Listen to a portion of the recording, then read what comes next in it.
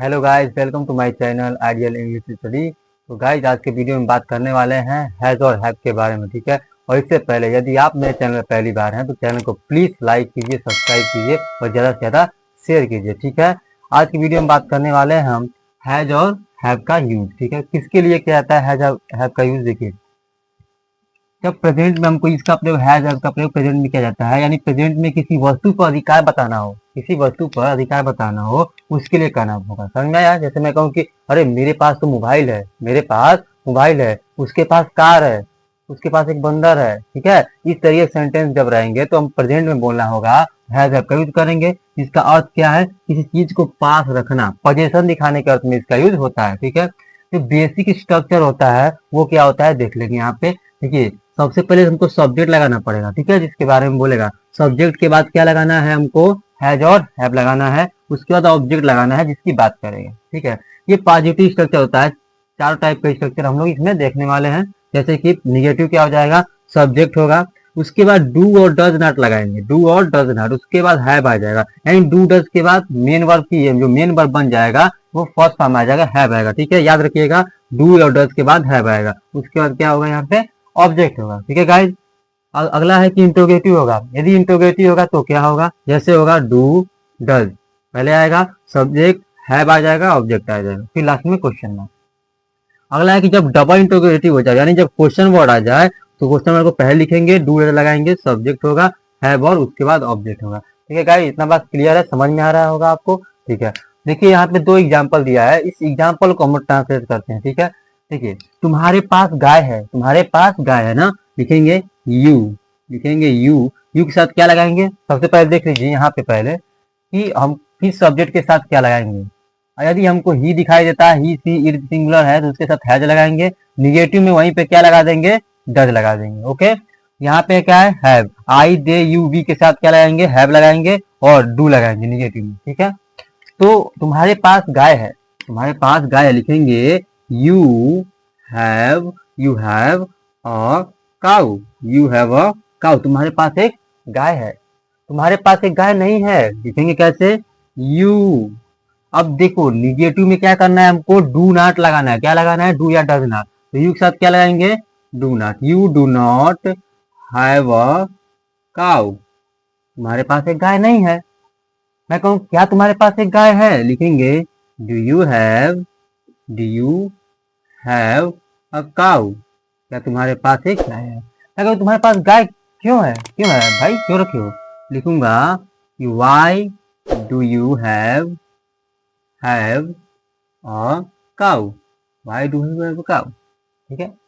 आ गया कि उसके पास, सॉरी ये गलत हो गया है यहाँ पे, कहेंगे कि उसके पास क्या है? सेब है, उसके पास सेब है ना।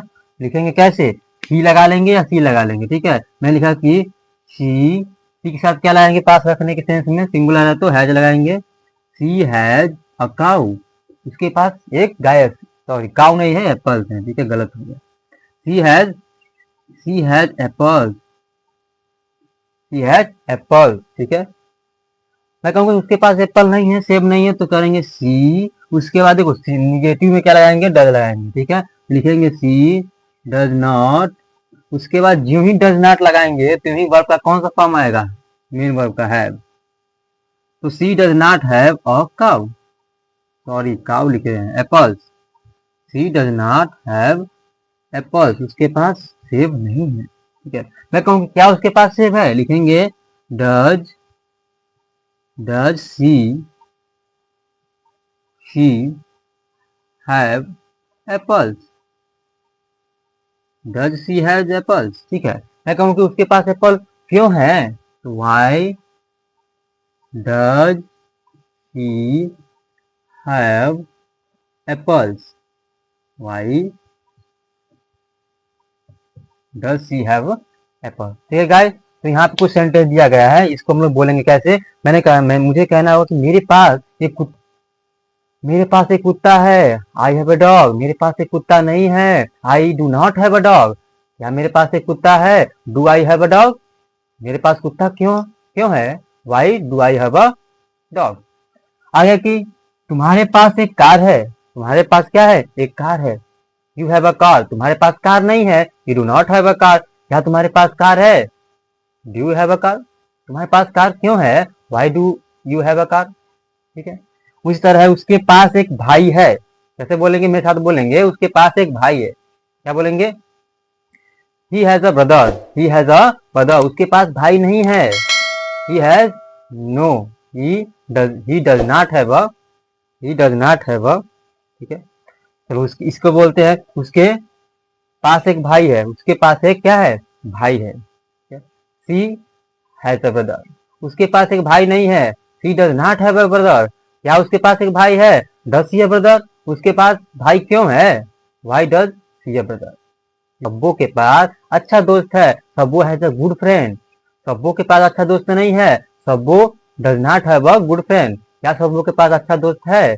डज सब्बो हैव अ गुड फ्रेंड, सब्बो के पास एक अच्छा दोस्त क्यों नहीं है। वाई डज सब्बो have a good friend. Next है मोहन के पास पैसे हैं, तुम्हारे पास पैसे नहीं होंगे। मोहन के पास क्या है, पैसे हैं। Mohan has money, Mohan has money, Mohan के पास पैसे हैं। मोहन हैज मनी, मोहन के पास पैसे नहीं है। Mohan does not have money, क्या मोहन के पास पैसे हैं। Does Mohan have money, Mohan के पास पैसे क्यों हैं। Why does Mohan have money. तो गाइस जिस तरीके से हम लोग क्या कर लेंगे, सेंटेंसेस को देख सकते हो कि हमने किस तरीके से पढ़ा हैज हैव का यूज किस टेंस में, तो प्रेजेंट में होता है, ये बताने के लिए पोजीशन को दिखाता है। तो इसको ट्रांसलेट करेंगे, मेरे पास एक कुत्ता है, लिखेंगे आई हैव अ डॉग। तुम्हारे पास एक कार है, लिखूंगा यू हैव अ कार। उसके पास एक भाई है, शी हैज अ ब्रदर। सब्बो के पास अच्छा दोस्त है, लिखेंगे सब्बो has a good friend, good friend. Mohan के पास पैसे हैं, लिखेंगे Mohan has money, Mohan has money. ठीक है गाइस, तो वीडियो आपको पसंद आया होगा और मिलते हैं एक नए क्लास में नए अंदाज के साथ। तब तक के लिए चैनल को सब्सक्राइब कीजिए, ज़्यादा से ज़्यादा शेयर कीजिए। Okay guys.